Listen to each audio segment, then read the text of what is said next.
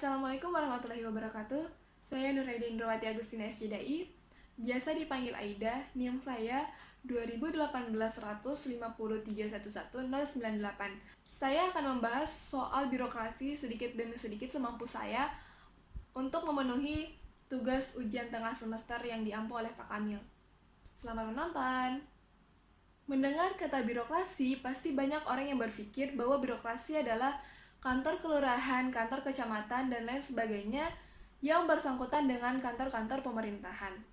Akan tetapi, definisi birokrasi yang sebenarnya, birokrasi berasal dari kata birokrasi yang berasal dari bahasa Inggris yang terdiri dari dua kata, yaitu bureau and cracy, yang memiliki arti sebagai suatu organisasi yang memiliki rantai komando dengan bentuk piramida, di mana lebih banyak orang yang berada di tingkat bawah daripada berada di tingkat atas. Biasanya, kita menemui hal ini pada instansi yang sifatnya sipil, militer, maupun pemerintahan.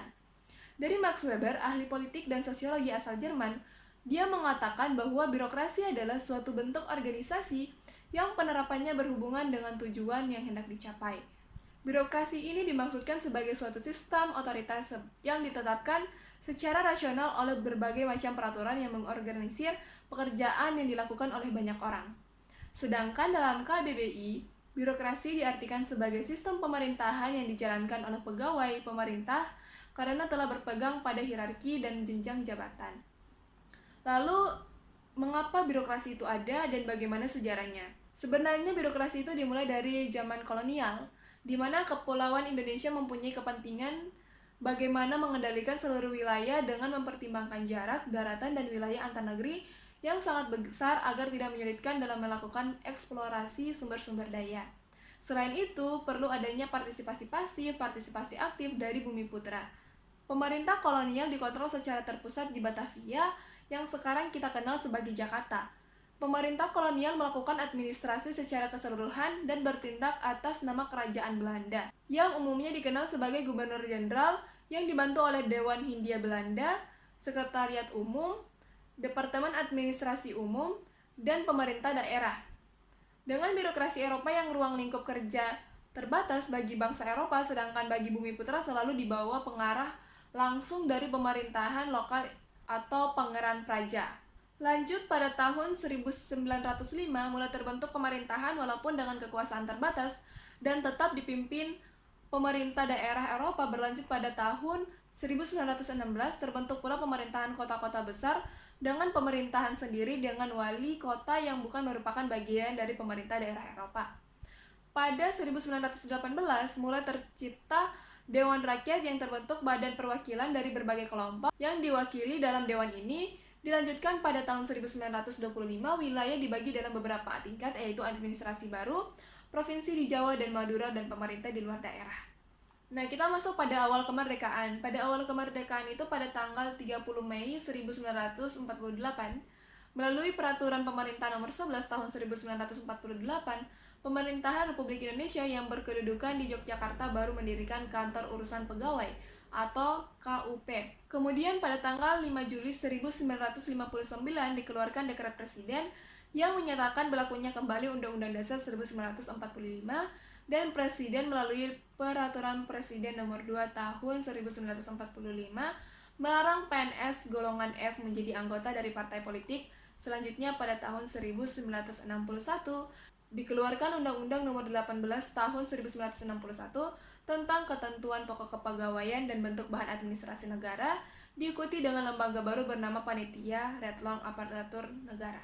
Lalu perkembangan pengorganisasian birokrasi mulai diwarnai dengan ketidakpastian akibat peran partai-partai politik yang saling bersaing dengan sangat dominan. Partai-partai politik mulai melakukan building block kekuasaan melalui pos-pos kementerian strategis di jajaran pemerintahan sebagai sumber daya kelangsungan partai politik yang bersangkutan. Pada tahun 1966, awal pemerintahan Soeharto berdasarkan ketetapan MPR nomor 13/MPRS/1966 tentang Kabinet Ampera ditunjukkan selaku presiden dan ketua presidium. Kabinet Aperat melalui keputusan Presidium Kabinet Aperat nomor 266 tahun 1970. Dari penjelasan sebelumnya kita bisa menarik kesimpulan bahwa mengapa dibentuknya birokrasi itu ada dua alasan yang umum. Yang pertama karena ada masyarakat yang harus kita layani atau ada kekuasaan yang harus kita hormati. Setelah itu bagaimana birokrasi untuk kita dan bagaimana pendapat kita terhadap birokrasi, itu tergantung bagaimana birokrat yang menjalankan birokrasinya. Sebaik apapun birokrasi, sebaik apapun peraturan yang ada di birokrasi, namun birokrat yang menjalankan sistem birokrasi tersebut kurang efektif atau melanggar dan tidak mengikuti peraturan yang ada, maka tentu saja penilaian dari masyarakat atau orang luar dari birokrat pasti menilai bahwa birokrat adalah hal yang buruk atau hal yang tidak dapat dipercaya. Banyak sekali masalah-masalah yang ada di birokrasi. Masalah-masalah yang ada di birokrasi kita bisa lihat yang pertama itu masih banyak pemerintahan daerah yang memiliki presentasi belanja operasional untuk kebutuhan internal pemerintah yang lebih besar daripada belanja publik. Kondisi seperti ini sangat membatasi bagi pemerintah daerah untuk dapat memberikan pelayanan publik yang baik. Penyakit kedua itu tingkat korupsi yang cukup tinggi. Nah, ini sangat penting. Dan buktinya itu sangat terlihat, kita bisa lihat bahwa sejumlah kepala daerah banyak yang ditangkap oleh KPK melalui operasi tangkap tangan atau OTT pada akhir-akhir ini. Masalah yang ketiga yaitu inefektivitas dan inefisiensi dalam pengelolaan pembangunan. Mengapa dikatakan seperti itu? Karena banyak perancangan pembangunan dilakukan secara serampangan, yaitu seperti copy paste dari tahun-tahun sebelumnya dan tidak ada fokus outcome apa yang ingin dicapai. Ada penyakit keempat itu yang paling penting, yaitu kualitas ASN. Masih belum optimal dalam mendukung kinerja pemerintah. Disebutkan secara kuantitas, jika kita lihat jumlah PNS ini sangat banyak, sekitar 4,5 juta orang. Dari segi kualitas, sebenarnya jumlah ini sudah cukup untuk melaksanakan tugas penyelenggaraan pemerintahan. Kemudian ada penyakit kelima dari birokrasi, yaitu organisasi pemerintahan yang cenderung besar, baik di pusat maupun daerah, yang cenderung memanfaatkan kemungkinan untuk memperbesar struktur tanpa melihat kebutuhan nyata. Ketersediaan sumber daya yang dimiliki, kondisi terkini yang dihadapi, dan kecakupan wilayah pelayanan yang tidak diperhatikan, ini menjadi masalah besar bagi birokrasi ya. Kemudian itu ada penyakit keenam. Penyakit keenam itu yaitu kualitas pelayanan publik. Kualitas pelayanan publik tentunya masih belum memenuhi harapan publik. Padahal telah dijelaskan bahwa pelayanan publik bisa dalam bentuk perizinan, pelayanan dasar, maupun pelayanan jasa. Hal ini menjadi tanda kehadiran pemerintah di tengah-tengah masyarakat. Pengaruh lingkungan sosial pada birokrasi itu sangat terlihat ya, sangat terlihat pada budaya-budaya. Contohnya itu ada pada pelayanan publik, itu adalah contoh yang paling mudah.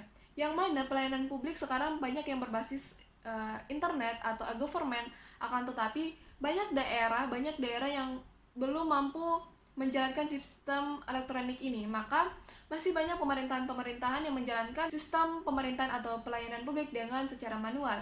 Jadi ada dua bentuk pelayanan, itu pelayanan secara online dan offline. Jadi masyarakat yang belum bisa menguasai teknologi, mereka bisa mendatangi kantor atau instansi yang terkait dengan pelayanan yang mereka butuhkan. Sedangkan orang yang sudah mengerti dengan teknologi informasi, maka mereka bisa mengakses apapun kebijakan yang akan mereka inginkan melalui digital yang mereka miliki. Dengan adanya teknologi informasi ini dapat mendorong Indonesia agar lebih maju dan mempergunakan era 4.0 untuk menuju e-government. Dari e-government ini kita dapat mewujudkan good governance. Nah, akan tetapi banyak juga dampak negatifnya, salah satunya itu seperti pencurian data atau hack, bobol-membobol, dan lain sebagainya. Nah, ada juga sisi positifnya, yaitu mempermudah segala layanan yang ada untuk masyarakat, mau itu dari pemerintah ke pemerintah, dari pemerintah ke masyarakat, dari pemerintah ke pihak swasta, atau yang lain sebagainya, itu sangat mudah dijalankan dalam birokrasi. Karena teknologi ini sangat membantu segala pekerjaan menjadi lebih mudah dan lebih ringan dan bisa diakses dimanapun dan kapan saja. Kelebihan dan kekurangan teknologi informasi ini oleh pemerintah saat ini ya seperti yang sudah saya jelaskan seperti tadi, ada negatif, ada positif. Negatifnya itu ya kecurian data atau yang dikenal dengan hack, sedangkan kelebihannya kita bisa mengaksesnya di mana saja, akan lebih mudah dan lebih cepat untuk diakses.